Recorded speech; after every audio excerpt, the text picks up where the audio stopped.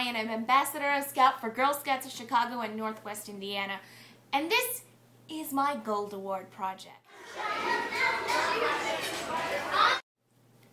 We live in a country of declining support for and revere for the arts.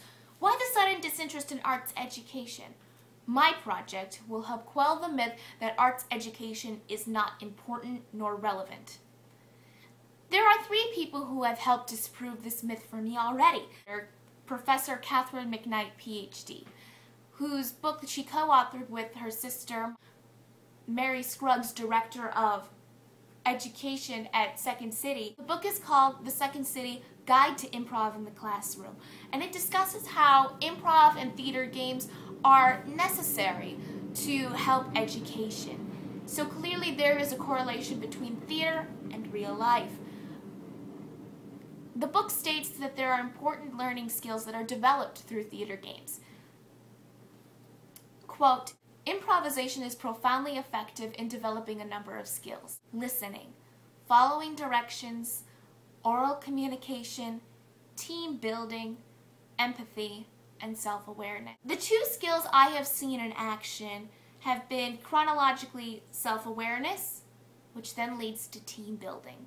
You're probably wondering, how would I see these things in action? I currently work as a junior artistic associate at the Chicago-based theater company, Little Buds Theater Company. I interned there during the summer, during their camp season, where they basically simulate professional theater. These kids ranging from ages 3 to 13 work together to put on a great ensemble show. This brings me to the 3rd person who has influenced me and helped disprove the myth of unimportance in arts education. It's a little boy by around the age of 8 who joined camp in 2011. Now his parents have asked me to keep his name a secret, so I'm just going to call him Bill. Now Bill was unlike the other kids in that he had special needs, so it was harder for him to interact with some of these other kids without it being awkward or just plain unproductive, which made the ensemble show a bit of a challenge because everyone works together for an ensemble show. No one person is more important than the other. Then it occurred to me, how could this child be expected to thrive in a team environment when he himself is uncomfortable? And contributed to the dramatic growth in Bill's self-awareness, leading to more interest in group activities and a stunning ensemble show. Confidence in oneself is needed to be confident in a group. One cannot exist without the other. Therefore, it was clear to me that theater had changed Bill. It allowed him not only to feel comfortable in himself, but then feel comfortable in a group environment, which is essential for a successful adult life. Therefore, I've developed a formula for theater games for teachers, troop leaders, community leaders, any adult with a child entrusted to help create more kids like Bill, confident in himself and confident in a group. Number 1, warm-ups. Now, I know what you're thinking. You're probably thinking, warm-ups isn't a game and this isn't sports. But warm-ups are extremely important because warm-ups say one thing: I can speak. Without confidence in an actor's or any person's vocal or physical abilities, it is easy to shy away into obscurity. Warm-ups I recommend for kids ages 7 to 10 are gouts, tongue twisters, motor mouth, and breathing exercises. Deep breath in. Give yourself your focus and respect. Let it out with a sigh. Massage your jaw just a little bit. If you don't know where it is, open up your mouth and you can feel a hinge. Now let's do some motor mouth. Start with the lowest pitch and follow it, me.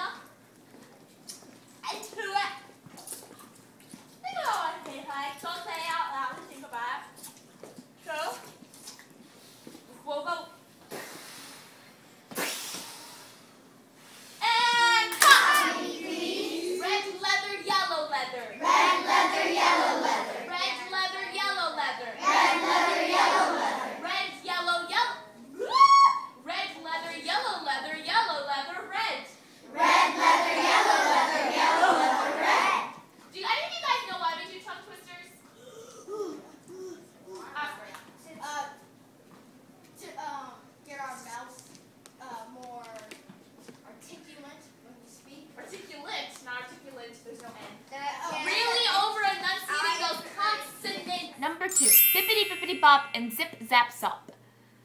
These games not only heighten focus, but they also prove that to a child that they are also a contributor in a group by speaking out in front of others. They are given a chance to be the center. It says, I can speak in front of others. Silent Movie and Freeze. These games allow a self-aware child to contribute to a story. This helps them discover their worth in a group situation. Silent Movie requires kids to develop a story without sound. Once mastered, Freeze allows them to add the element of voice. And it says all together, I can communicate with others.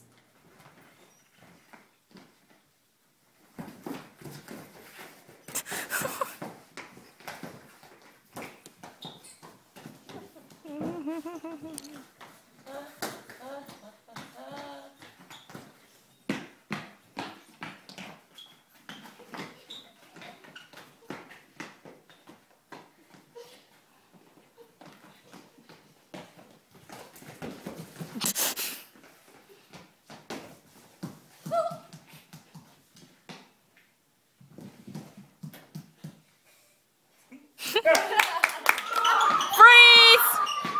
Freeze! Try relationship, please. Not bizarre. Oh, this is so fun. I love surfing. Yeah. Oh my gosh, there's a wave. Awesome. Oh my god! Oh my god! Oh my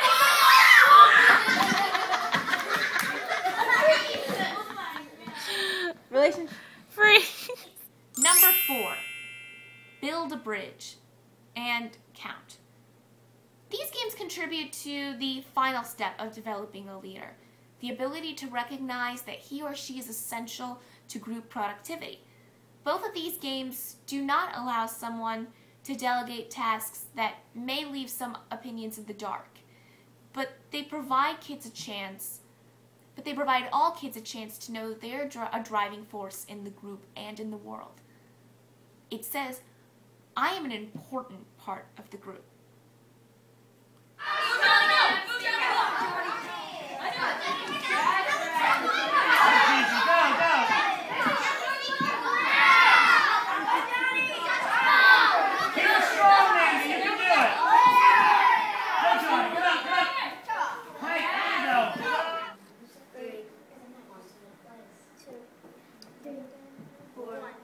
Start again.